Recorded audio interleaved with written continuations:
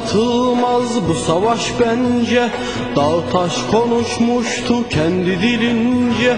Hücum diye bir ses duydum ilk önce.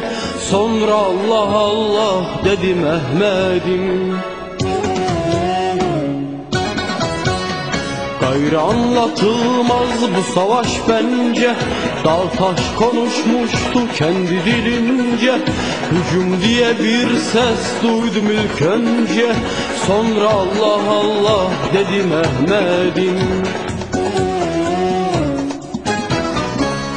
Ne ana ne sıla ne yar hayali, bir gör Mehmet'teki kükremiş hali.